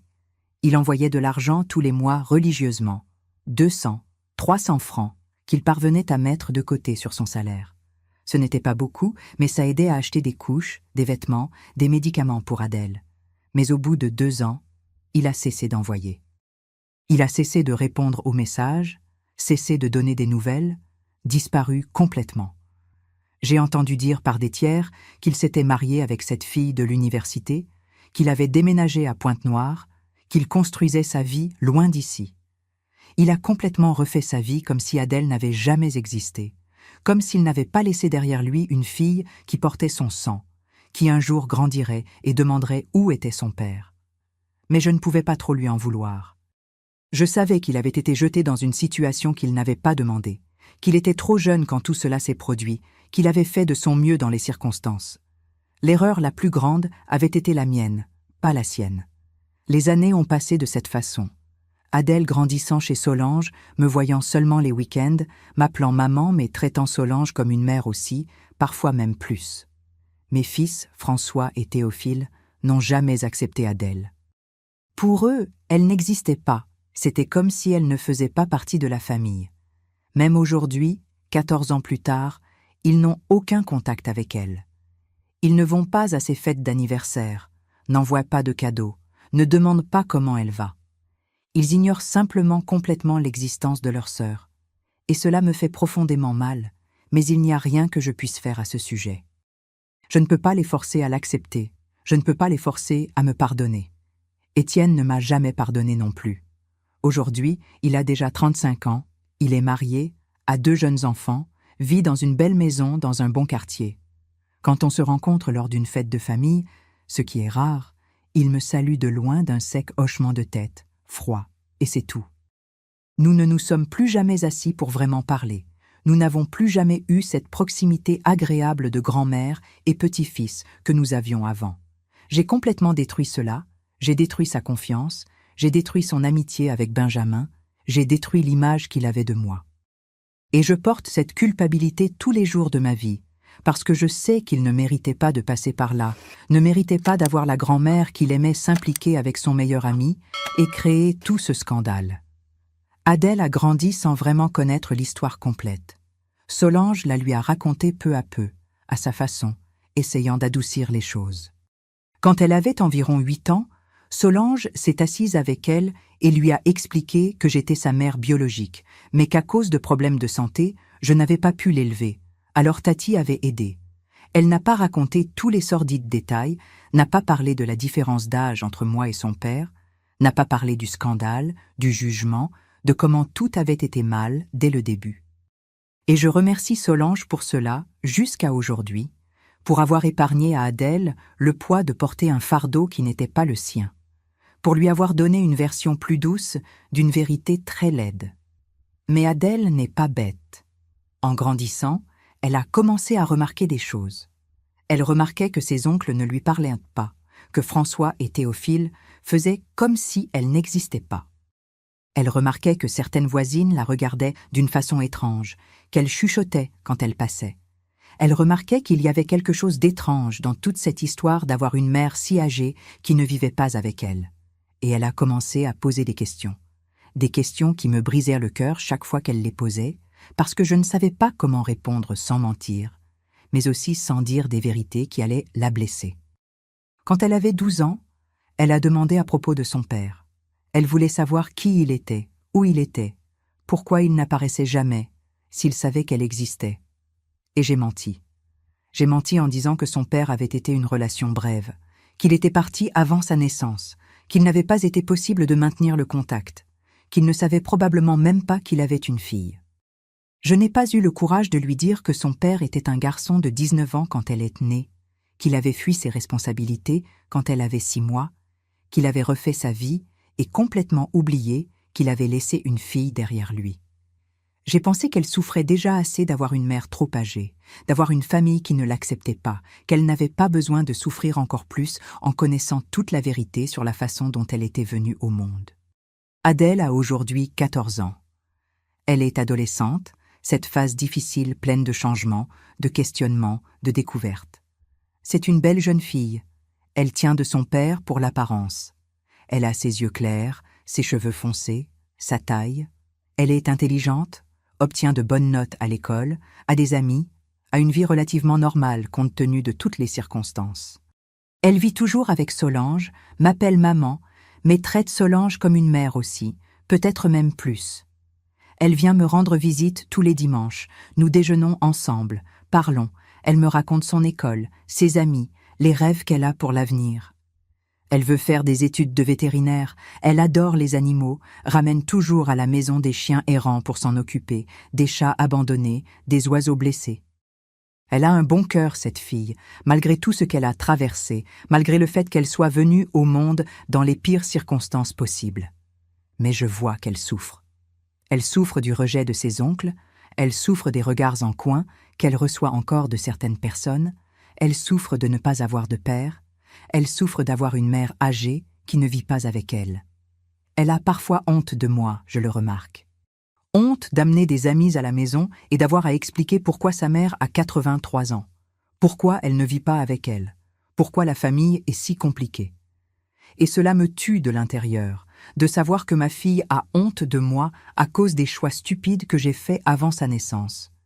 Des choix auxquels elle n'a pris aucune part, mais dont elle doit porter les conséquences toute sa vie. Aujourd'hui, à 83 ans, je vis seule dans la même maison où tout s'est passé. La même maison où Pascal a vécu avec moi pendant tant d'années, où j'ai élevé mes 3 premiers enfants, où j'ai reçu Benjamin comme locataire, où j'ai commis l'erreur qui a changé ma vie pour toujours. Je reçois ma pension de retraite d'un peu plus que le salaire minimum, c'est suffisant pour payer les factures de base, et il reste très peu. Ma santé n'est pas des meilleures. J'ai une hypertension chronique pour laquelle je prends des médicaments tous les jours, j'ai du diabète qui exige des soins constants, j'ai des problèmes cardiaques, j'ai de l'arthrose au genou qui me fait souffrir quand le temps change. J'utilise une canne pour marcher parce que mes jambes n'ont plus la même fermeté qu'avant, je me fatigue vite, j'ai besoin de m'asseoir et de me reposer tous les quelques pas. Je passe mes journées à faire du crochet, à regarder la télévision, à m'occuper des plantes de la cour quand mon corps le supporte. Les rosiers que j'ai plantés il y a tant d'années sont toujours là. Ils continuent à fleurir chaque année, même sans beaucoup de soins. Les jasmins aussi, ils remplissent la cour de parfum les nuits de printemps.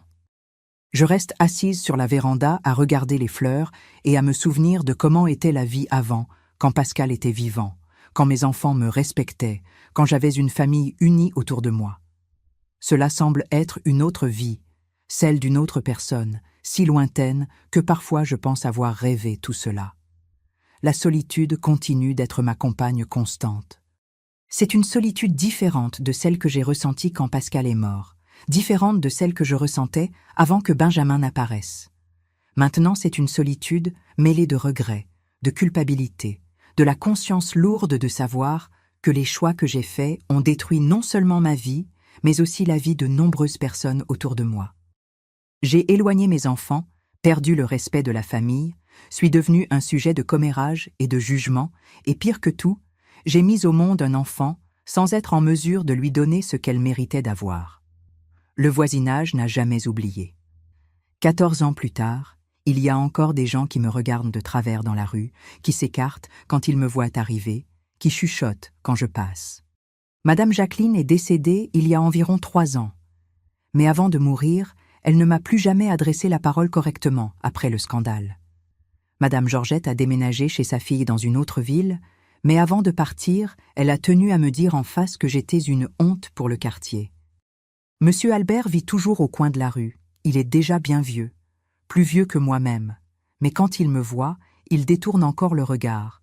Il me traite encore comme si j'étais quelque chose de contagieux qu'il ne veut pas attraper. J'ai des moments où je regrette profondément tout. Des moments où je me réveille au milieu de la nuit et je repasse tout dans ma tête, pensant à tous les choix que j'aurais pu faire différemment.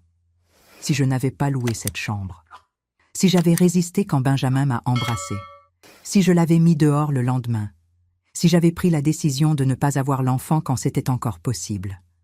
Tant de si qui ne mènent nulle part parce que le passé ne change pas, ce qui est fait est fait. Mais mon esprit n'arrête pas de repasser, de me torturer, de me montrer tous les carrefours où j'ai choisi le mauvais chemin. Mais j'ai aussi des moments, peu nombreux, mais ils existent, où je regarde Adèle et je pense que tout n'a pas été vain. Elle existe. C'est une vraie personne, avec des rêves, avec un avenir, avec la vie devant elle. Elle grandit bien malgré tout, elle devient une jeune femme bien, avec des valeurs, avec du caractère. Et même si j'ai échoué comme mère, même si Solange a fait le travail difficile de l'élever, j'ai donné la vie à cette fille. Je l'ai mise au monde. Et elle est ici, respirant, vivant, rêvant. Cela doit compter pour quelque chose. Cela doit signifier quelque chose. Les gens me demandent si je regrette d'avoir eu Adèle. Et la réponse n'est pas simple. Est-ce que je regrette de m'être impliquée avec Benjamin? Oui, tous les jours de ma vie. Est-ce que je regrette d'avoir été irresponsable, d'avoir laissé le manque parler plus fort que la raison, d'avoir causé tant de souffrances à tant de gens? Oui, profondément. Mais est-ce que je regrette d'avoir Adèle? Cette question est plus difficile. Je souhaiterais qu'elle soit née dans d'autres circonstances, avec d'autres parents, dans une meilleure situation. Je souhaiterais qu'elle n'ait pas à porter le poids d'être la fille d'une vieille femme qui a commis une énorme erreur. Mais elle existe, et je ne peux pas regretter son existence. Solange me dit que j'ai besoin de me pardonner, que j'ai besoin d'arrêter de me punir éternellement, que j'ai déjà assez souffert. Mais il est difficile de se pardonner quand on a causé tant de dégâts. Il est difficile de se pardonner quand on voit sa fille élevée par quelqu'un d'autre parce qu'on n'a pas été compétente. Il est difficile de se pardonner quand on se regarde dans le miroir et qu'on voit une vieille femme pathétique qui s'est impliquée avec un jeune garçon et est tombée enceinte à un âge où elle aurait dû simplement s'occuper de ses petits-enfants et profiter paisiblement de sa vieillesse. J'ai peur de l'avenir, peur de tomber malade et de devenir un fardeau encore plus grand, peur de mourir et de laisser Adèle avec plus de traumatisme, plus d'abandon, plus de douleur.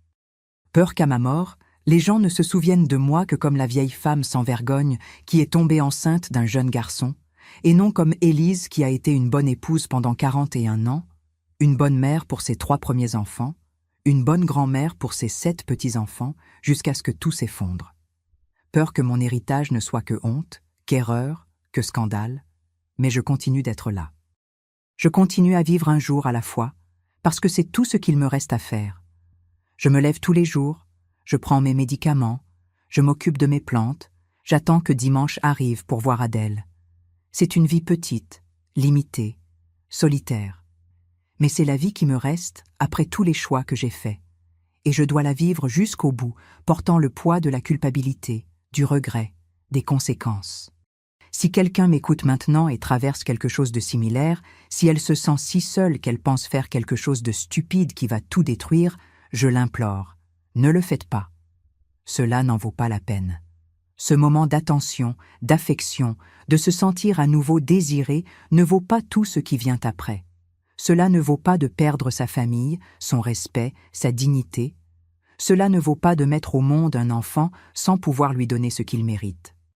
Cela ne vaut pas de détruire des vies, y compris la vôtre. Cherchez de l'aide autrement. Parlez à vos enfants, à vos amis, cherchez quelque chose pour combler le vide, mais ne commettez pas la même erreur que j'ai commise. Et s'il y a quelqu'un qui a déjà commis une erreur aussi grande, qui vit déjà les conséquences, qui se sent perdu et désespéré, je dis « n'abandonnez pas ». Je sais qu'il semble qu'il n'y ait pas d'issue, que la vie est finie, que vous n'aurez plus jamais la paix. Mais d'une certaine façon, vous apprenez à vivre avec. Ça ne devient pas bon, ça ne devient pas facile, mais vous apprenez à aller de l'avant. Accrochez-vous à n'importe quelle petite chose qui vous donne la force de voir le jour suivant, que ce soit un enfant, un petit enfant, une plante dans la cour, n'importe quoi. Et ne lâchez pas. Aussi difficile que ce soit, ne lâchez pas. Mon histoire n'a pas de fin heureuse. Il n'y a pas de réconciliation magique, il n'y a pas tout le monde qui me pardonne et m'accepte à nouveau, il n'y a pas Benjamin qui revient repenti pour élever sa fille.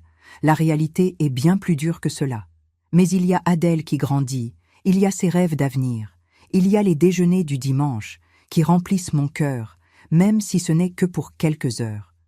Et cela doit être suffisant, parce que c'est tout ce qu'il me reste. Quand je mourrai, et je sais que ce n'est pas loin parce que mon corps est déjà à la limite, j'espère qu'Adèle se souviendra de moi avec un peu d'affection, malgré tout.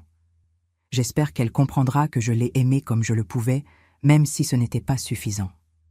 J'espère qu'elle pourra construire une bonne vie, heureuse, libre du poids de mes mauvais choix.